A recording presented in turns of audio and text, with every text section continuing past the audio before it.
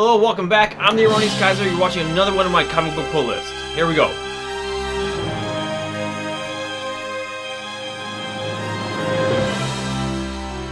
I get these from Discount Comic Book Service, or DCBS. I live in Japan. It takes a while for them to get to me. They only send out once monthly shipments. So these are all comics that have come out in the past maybe 3 to 4 weeks. We'll talk about some new series before I get into the new issues of my tried and true pull list comics. First up, we got Carnage, Black, White, and Blood. This is the Lee In-hyuk variant cover. I've been talking about these kind of comics for the past few months. There's a bunch of them happening at DC and Marvel, Black, White, or Black, White, and Red. This will be a bunch of small one-shot stories probably having to do with Carnage. Should be pretty bloody, pretty awesome. That Wolverine one that just happened was pretty good too. Next up, this is Nocterra. This is a new series for me, and this is number 2, only because I haven't gotten number 1 yet from DCBS. I guess there was a mix-up. I got a glow-in-the-dark variant cover for that, which I'm very excited about. I'm looking forward to check that out when I finally get it next month. Also will be in there another comic that came out in the past few weeks, but just recently got another glow-in-the-dark variant, and that's Geiger. Both of these out of Image Comics. Nocterra is being written by Scott Snyder, a bit of a superstar for Batman when he was on it for New 52. We know there's going to be some very solid art inside because Tony S. Daniel is doing that. Already I'm hearing lots of good things of Nocterra, so I'm pretty excited to get into it. Out of Aftershock Comics, this is Phantom on Scan, written by Cullen Bunn. One writer I really like when he does horror. Apparently the story here goes there was some asteroid or something came from space and a whole bunch of people got telekinetic or psychic powers. However, it does take a big toll on them, and recently a whole bunch of these psychics are meeting very brutal ends. So we got this one dude who's going to try to find the rest of the psychics on planet Earth and try to really figure out what's going on here. Another new series out of Image Comics. This is The Silver Coin. There were a bunch of variant covers on here. I got the one that kind of reminded me of Junji Ito a little bit, which fits nicely because this is a horror comic. Main name on here that really drew my interest, other than it being horror and me being a massive horror fan, was Chip Zdarsky. This is going to be like an anthology horror series, which, I mean, for anthology series, horror is always the best way to go. It's freaking awesome. Which makes me actually think that Carnage, Red, White, and Blood could be really good. This is probably going to blow that out of the water, though. One comic publisher that is really drawing my interest a lot is Behemoth Comics. Vietnam horror is pretty much just what the title tells. A bunch of soldiers in Vietnam, and they're going to happen on some pretty crazy, gruesome stuff while they're there. That's probably not done just by humans or that kind of thing. As for comics in my regular pull, here we got Batman 107. We see Scarecrow coming back in a big way with a new look. I'm pretty excited about it. Crossover number 5 out of Image Comics, but Donny Cates is writing it. This is a lot of fun. We're just like mashing a whole bunch of like comic characters and like rip-off characters and things like that. It's a pretty wild ride. Department of Truth number 7. It's all about conspiracy theories and the department who tries to tamp them down, because if they get too widely believed, they become reality. The art style really matches the craziness of it, I guess. A lot of people are raving over James Tynion's Something is Killing the Children. I think this is better than that, though. Immortal Hulk number 45. Alex Ross doing the cover art here. This is an amazing cover. I think it's really, really good. He's been doing the covers for the Immortal Hulk series the whole time. He's using some like new angles to like look at Hulk right on the face, right on the surface there too. It's really awesome.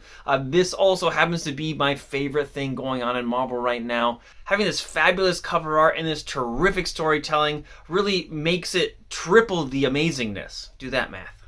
Marvel number 6. Okay, another Alex Ross cover there. I can't complain about that. We also got some Alex Ross on the interior as well. We have Doctor Strange, like kind of battling Nightmare, but it's actually the setting for an anthology book about the possibilities or possible worlds in Marvel. It's freaking awesome. Another out of Aftershock Comics. This is Miskatonic number 5. I really do like where this has started and the direction it was headed. I feel like some things got ran over too quickly. I wish they'd like take a minute to, even in the comic, and just like absorb what is going on. I think things are moving a little too fast as far as the storytelling goes. I still do enjoy it. I just wish it would just like slow down a little and let me, catch up, as I'm reading. Out of Vault Comics, The Picture of Everything Else, this takes the artist who painted the picture of Dorian Gray and his talent. So he's trying to figure out how far his talents lie. He can make one guy never age as long as he never looks at the painting. So he's experimenting with what he can do, and he takes on a protege who is also very excited about what he can do with that art and how it can affect the world. They might have, done some very deadly things, and they might be ending up paying for that soon. This is just beginning to bloom into something really original, and I'm really digging it. Post Americana, this is issue number 4. This just continues to be a totally disgusting, absolutely fun read. Steve Skroce, always happens to hit that nerve right there for me, that like it's fun, disgusting fun. I really love it. Out of Boom Studios, this is Proctor Valley Road. This is issue number 2. A reason I picked this up, I think I try not to get so many limited series unless I really feel that something's going to be awesome in there. Grant Morrison, with his name attached as writer in here, is really what drew me.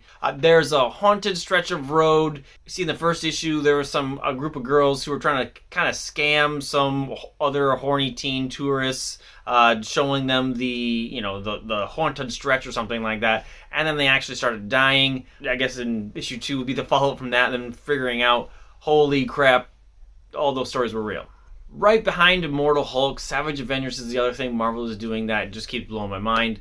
This is number 19. This team is so good. I do not care at all about King in Black. I really don't. I'm following what's going on.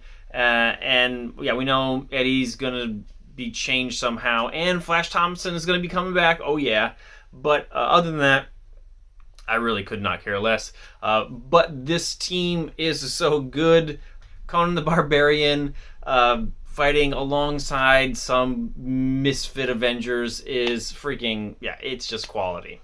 Against my better judgment, I decided not to get the Rick Remender series Scumbag when it first came out, and so it ended up being on a whole bunch of people's like bests of 2020 lists. So I was like, crap, I guess I gotta read it. I knew I was gonna like it. I don't know what possessed me to feel like I could skip it.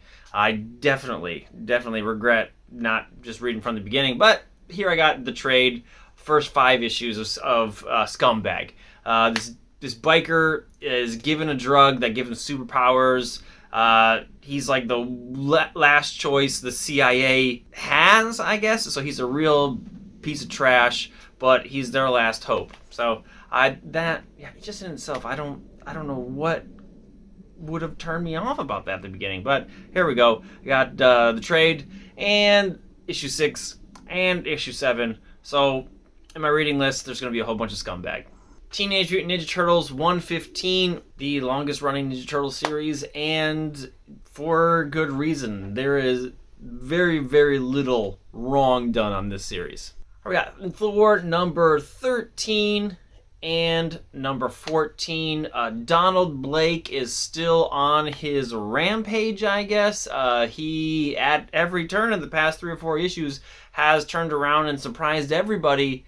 Just like pulling some new like initiative or out of his butt to take down some wicked powerful people. So Valkyrie's going to be getting in the mix here. Well, again, Donny Cates writing stuff. I guess I'm a Donny Cates fan then. Jeez. Two Moons. This is out of Image Comics. This is issue number 2.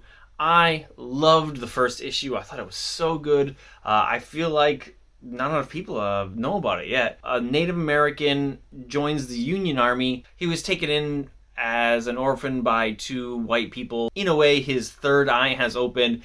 He's seeing some of the spirits of his lost heritage, I guess. I've been communicating with him, and he's really seeing the evils that men can do, I guess. So he's battling with, I guess, maybe embracing the spiritualism of his ancestors. Sounds like it might be a kind of fun journey, but it is pretty brutal. Definitely very, very big horror claws are wrapped around this. It's awesome. Venom number 34. This is the Man-Thing Venom, well, King in Black variant or something. I think it looks totally stupid. I was really pumped. I couldn't see the cover, but I was really pumped about it being Man-Thing. It just looks pretty ridiculous. But as far, Donny Cates, he's writing King in Black. I'm following this Venom story along. I'm not really getting the actual King in Black series. I feel like the major points I'm picking up on right in this Venom series, so it's all right.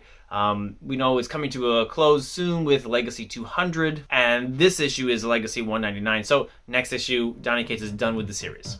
We'll probably get a new Venom number 1 somewhere along the way. All right, and that's it. That's all I'm going to be reading this month. If you think I've left anything out, please let me know that down in the comments. Make sure you hit the like and subscribe button if you haven't already. It does give me a boost of motivation to make newer stuff other than just these pull lists. In any case, I do hope you had a good time watching. I'm the Erroneous Kaiser. See you next time.